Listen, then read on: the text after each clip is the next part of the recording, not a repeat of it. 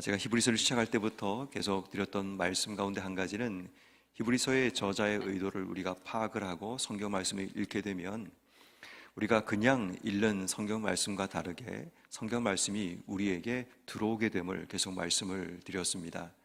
이 히브리서라는 성경 말씀은 유대교로 회귀하려고 하는 그런 유대인들에게 다시 예수 그리스도, 천사보다 뛰어나신 우월하신 분이시고 우리를 위해 오신 인류의 대제사장이라는 그 사실을 계속해서 반복함을 통해 유대교로 회귀하려는 그 신앙들을 다시 예수 신앙으로 그들 삶을 고정시키기 위해서 쓰여진 성경 말씀이 바로 히브리서의 말씀이라고 말씀을 드렸습니다. 그래서 우리가 계속 성경 말씀을 읽다 보면 성경 저자의 의도가 드러나는 그런 내용들이 본문 속에 계속해서 기록되어 있죠. 어제도 우리가 하나님에게서 떨어지지 말라라는 그 말을 계속 강조하면서 바로 하나님께 떨어지지 않는 것이 예수 신앙을 붙드는 것이라는 것을 이야기하고 있는 성경 저자의 의도를 발견하게 됩니다. 오늘 히브리서 4장에서도 동일하게 성경 저자의 의도가 계속해서 드러나고 있습니다. 1절 말씀에 보면 우리는 두려워할지니 그의 안식에 들어갈 약속이 남아있을지라도 너희 중에는 혹 이르지 못할 자가 있을까 함이라. 무슨 말을 하고 있는가 하면 이스라엘 백성에게 하나님께서 안식이라는 영원한 가나안 땅을 그들에게 허락해 주셨지만 문제는 그들 가운데 그곳에 이르지 못하는 자가 있었다라는 거죠. 왜냐하면 광야길 가운데 하나님께 불순종하고 중도 탈락했던 백성들의 출애굽 1세대들은 가나안 땅에 들어가지 못했던 그 케이스를 지금 설명하고 있는 겁니다. 다시 말해 성경 저자가 지금 뭘 우리에게 말하고자 하는지, 그 당시 이 성경 말씀을 받고 있는 원독자에게 어떤 메시지를 던지고 있는지, 너희 선조들을 보라. 그들도 하나님의 약속을 붙들고 출애굽에서 나왔지만 그들 가운데도 중도에 탈락해서 약속의 땅 안식에 들어가지 못한 그런 경우를 보지 않았느냐. 지금 이 이야기를 통해 그들을 설득하고 그들을 권면하고 있는 그런 메시지라는 것을 보게 됩니다. 그래서 우리가 주목해야 될 중요한 부분은 안식에 들어가는 것, 이 부분, 하나님의 약속이 우리의 삶 속에 이루어지는 것, 예수를 통해 우리의 삶 속에 영원한 생명과 영원한 안식이 주어지는 삶, 이 삶을 계속 우리에게 소개하고 있습니다. 그런 의미에서 1절에 보면 안식에 들어갈 약속이 남아있어도 이루지 못하는 자가 있다라고 얘기를 한다면 9절 말씀에 안식할 때가 하나님 백성에게 남아있다라고 얘기합니다. 다시 말해 아직 끝난 게 아니다. 아직 우리에게 기회가 있다라는 것을 이야기하면서 그 뒤에 보니까 10절에 이미 그의 안식에 들어간 자는 하나님이 자기 일을 쉬심과 같이 그도 자기 일을 쉬고 영원한 안식, 생명을 누리고 있다라는 이야기를 하면서 다시 한번 설득하고 있는 내용을 발견하게 됩니다. 그리고 이제 본래 정말 하고 싶은 메시지가 11절 말씀에 기록합니다. 그러므로 우리가 저 안식에 들어가기를 힘쓸지니 라고 얘기합니다. 이 메시지가 히브리서 기자가 오늘 이 성경 말씀을 읽는 독자들에게 전달하는 메시지라고 볼 수가 있는 겁니다. 안식에 들어가기를 힘써라. 아직 우린 끝난 게 아니지 않느냐. 아직 우리가 목적지에 이른 게 아니라면 매일마다 우리의 삶이 하나님의 안식에 들어가기 위해 힘을 쓰고 노력하는 그런 삶을 살아야 된다라는 것을 이야기합니다.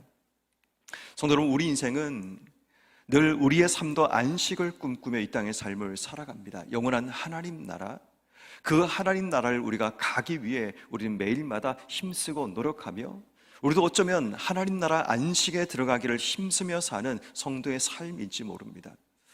어느 순간 저는 그런 생각을 해봤습니다. 우리의 삶이 하나님의 앞에 선다라는 것, 안식에 들어가는 이 삶이 그냥 단순하게 우리가 죽고 난 이후에 그 삶에 들어가는 것이다 라고 생각할 수 있지만 생각해보면 하나님께서 매일마다 하나님 만드신 시스템을 통해서 그 안식에 들어가는 그 삶을 우리에게 훈련하고 준비하게 하셨다는 사실을 기억하게 됩니다. 그 첫 번째가 바로 우리가 하루라는 삶입니다. 제가 여러분들에게 매일 새벽에 아침에 설 때마다 제가 오늘도 우리에게 생명과 부활을 주신 하나님이라는 얘기를 합니다. 왜 그 얘기를 하는 줄 아십니까? 저는 어떤 생각을 가지고 있냐면 아침에 일어나는 우리의 삶이 저는 부활의 삶, 생명의 삶이라고 믿습니다. 우리가 매일마다 잠자리에 들어가는 그 삶을 죽음의 삶이라고 저는 생각을 합니다. 하나님이 하루 24시간이라는 시간을 통해 우리에게 생명과 부활이라는 이런 서클을 우리에게 허락해 주신 겁니다. 매일마다 일어나면서 우리는 하나님의 부활과 생명을 경험하며 우리가 하루의 삶을 시작하게 되고, 왜냐하면 우리가 지금 아침에 일어난다는 것은 하나님이 우리에게 특별한 은혜를 주셔야지만 우리가 일어날 수 있는 겁니다. 그냥 내가 자발적인 호흡을 통해 일어난 것이 아니라 하나님의 은혜가 있기에 우리의 삶이 또다시 하루를 시작할 수 있는 그런 자리에 설 수 있는 겁니다. 그래서 제 입장에서는 그 하루라는 삶이 하나님 주시는 부활의 삶을 내가 살아가는 겁니다. 그렇지만 잠자리에 들어가는 시간은 이후의 우리의 삶은 내가 판단할 수 있는 영역이 아닙니다. 하나님이 우리의 삶을 불러가시면 우린 바로 하나님 나라에 가야 되는 그런 삶이라는 겁니다. 결국 잠이라는 것은 결국 우리가 죽음의 영역입니다. 내가 통제할 수 없는 하나님의 주권 속에 있는 영역입니다. 그런 의미에서 우린 매일마다 죽음과 생명과 부활의 삶을 반복하면서 우린 하나님 나라에 가기 위해 준비하는 삶을 살아가야 합니다. 우린 매주마다 일주일이라는 시간을 하나님이 시간력으로 우리에게 허락해 주셨습니다. 전에도 말씀드린 적이 있지만 우리가 매주마다 주일 하나님 앞에 서야 될 이유가 뭐냐면 마지막 날 하나님 앞에 서는 훈련을 우리가 하기 위해 매주일 하나님 앞에 서는 그 훈련을 하는 겁니다.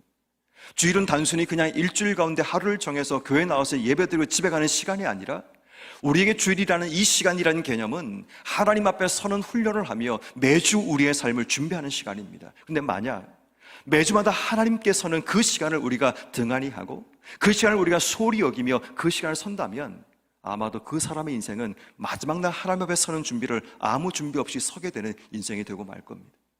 저는 그런 의미에서 매주를 우리에게 주일이라는 개념은 하나님 앞에 마지막 날 서기 위해서 매주마다 우리가 훈련하고 준비하는 시간이 바로 그 시간이 주일이라고 저는 믿습니다. 1년에 12월이 되면 우리 모두는 한 해를 마감하며 새로운 한 해를 준비합니다. 어쩌면 그것도 하나님 주신 하나님의 플랜 가운데 있는 부분이라고 저는 생각을 합니다. 새로운 한 해가 시작될 때 우리 모두는 설렘과 기대를 가지고 한 해를 시작하지만 한 해가 마무리될 때 내가 제대로 살아왔는가를 돌아보며 한 해를 반성하는 삶을 살아갑니다.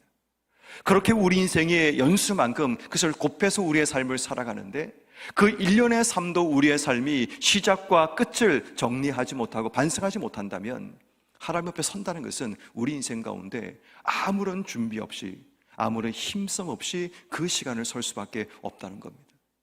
다시 말해 돌아보면 하루의 삶도 일주일의 삶도 1년의 삶도 하나님이 우리의 삶을 돌아보면서 하나님 앞에 서기 위해 만들어 놓으신 그런 시스템 속에 우리의 삶이 있다면 그것들을 우리가 놓치지 않고 하나님의 안식에 들어가기를 힘쓰고 준비하는 삶을 살아간다면 우리는 하나님 앞에 설 준비를 하며 이 땅의 삶을 살아갑니다. 그런데 그 모든 시간들을 우리가 아무런 생각 없이 흘려보내게 되면 마지막 날 하나님 앞에 선다라는 건요 쉽지 않습니다.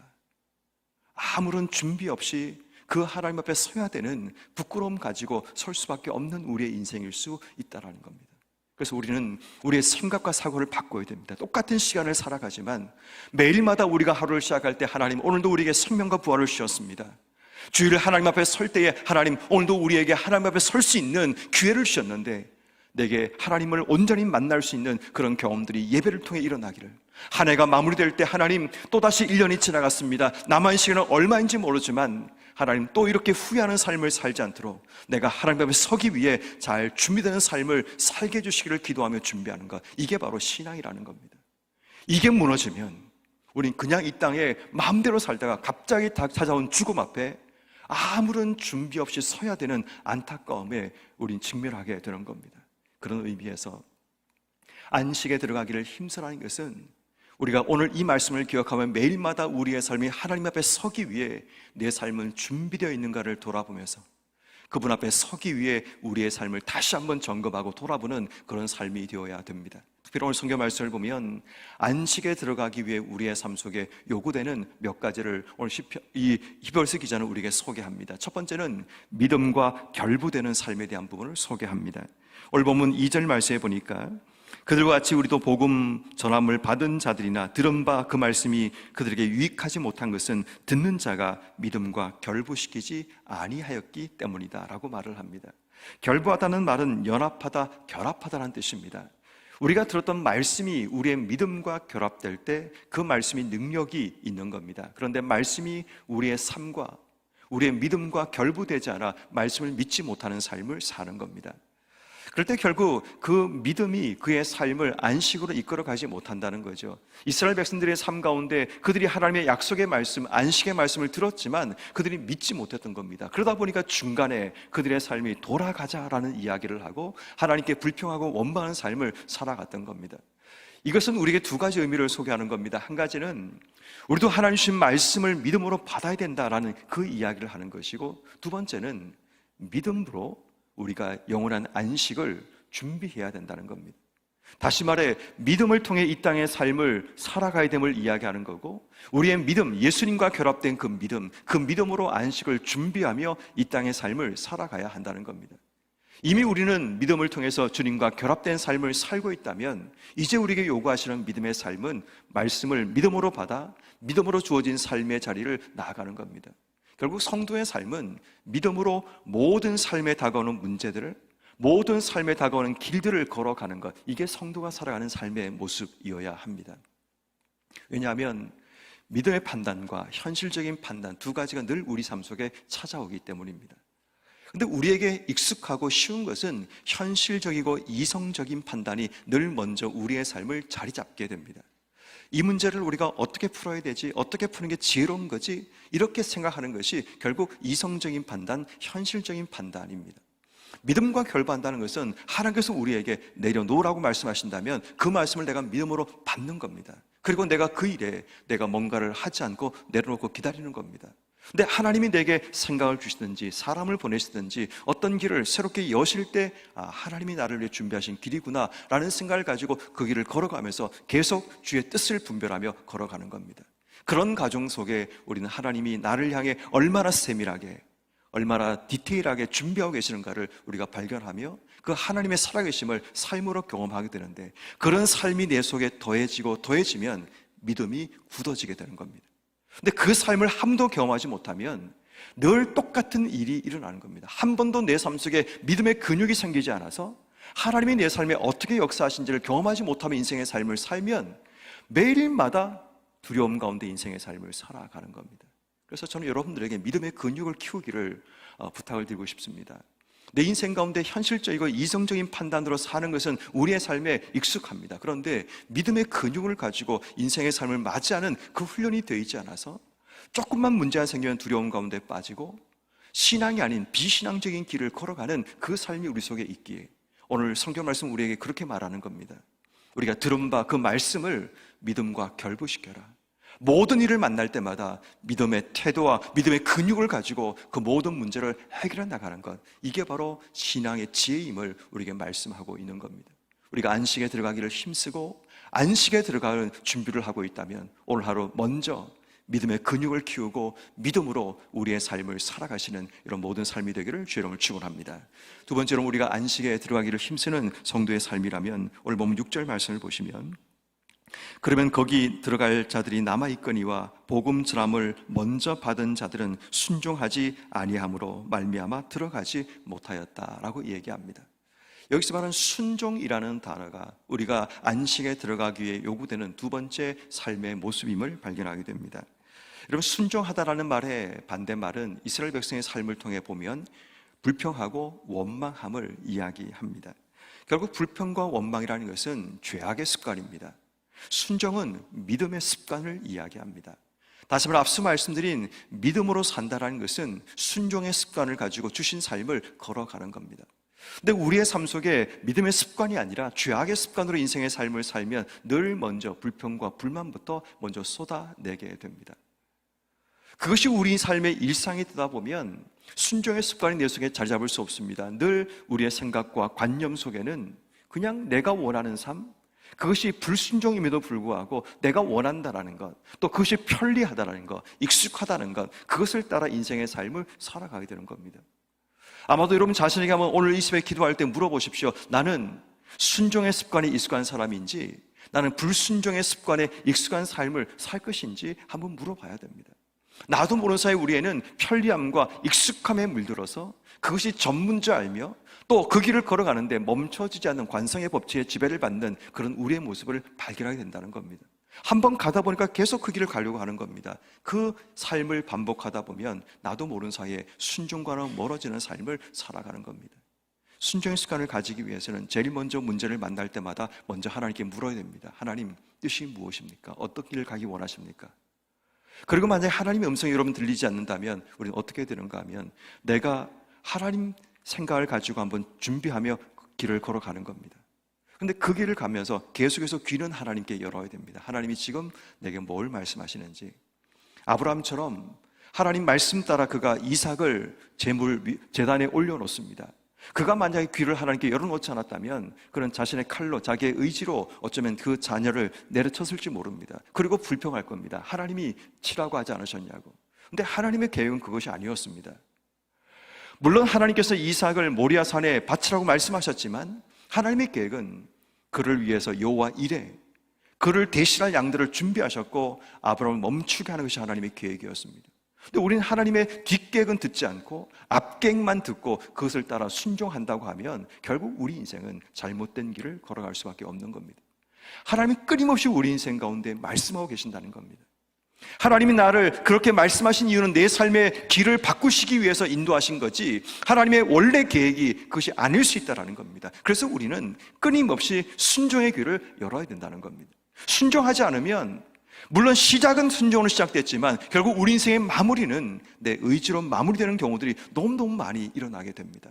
그러므로 끝까지 순종의 귀를 열고 하나님 우리에게 무엇을 말씀하신가를 들을 수 있는 그런 삶을 살아가야 하는 겁니다. 그러면 성도 여러분, 오늘 하루 우리 삶을 살아가면서 안식에 들어가기를 힘쓰는 성도라면 믿음과 결부되는 삶, 믿음의 근육을 가지고 인생의 삶을 살아가는 바로 그 삶을 가지고 오늘도 순종의 습관, 믿음의 결과로 주어지는 순종의 습관을 가지고 그 뒤에 나오는 7절 말씀처럼 우리의 마음이 완고해지지 않기, 딱딱히 굳어지지 않기 위해서 우리의 삶을 살아야 됩니다. 우리의 마음이 굳어진다는 것은 하나님의 은혜의 흔적이 내 속에 없으면 그 토양은 딱딱하게 굳어지고 사막화되고 마는 겁니다. 하나님의 은혜의 비가 매일마다 내 삶 속에 내려야 하지만 우리의 말라버린 그 심령이 굳어지지 않고 완고해지지 않고 부드러워지는 겁니다. 근데 하나님의 은혜를 내 삶 속에 경험하지 못한 채 그것이 1년, 2년, 10년, 20년 지나면 이미 우리는 영적인 사막화가 시작되고 있는 겁니다. 더 이상 생명이 살 수 없는 완전히 말라버린 토양이 되고 만다는 것이 이게 바로 마음이 완고함의 모습이라는 겁니다. 그러므로 오늘 우리가 하나님께 기도할 중요한 기도 제목은 하나님 믿음으로 주어진 삶을 살아가기 원합니다. 믿음의 근육을 키우기 원합니다. 순종의 습관을 가지고 인생의 삶을 살기 원합니다. 내 마음이 완고해지지 않기 위해서 하나님의 은혜가 내 삶을 촉촉히 적셔서 내 삶이 부드러워져서 하나님의 안식에 들어갈 준비를 하며 살아가는 그런 삶이 되게 해주시기를 기도하며 살아가는 것, 이것이 오늘 하루 하나님이 우리에게 요구하시는 삶의 모습입니다. 영원한 하나님의 안식도 우리에게 중요하고 지금 살아가는 우리의 삶의 자리에서 매일마다 하나님의 안식의 평안과 기쁨을 누리기 위해 오늘 하루 믿음의 습관, 순종의 습관, 하나님의 은혜로 채워지는 이런 모든 삶이 되기를 주의 이름으로 축원합니다.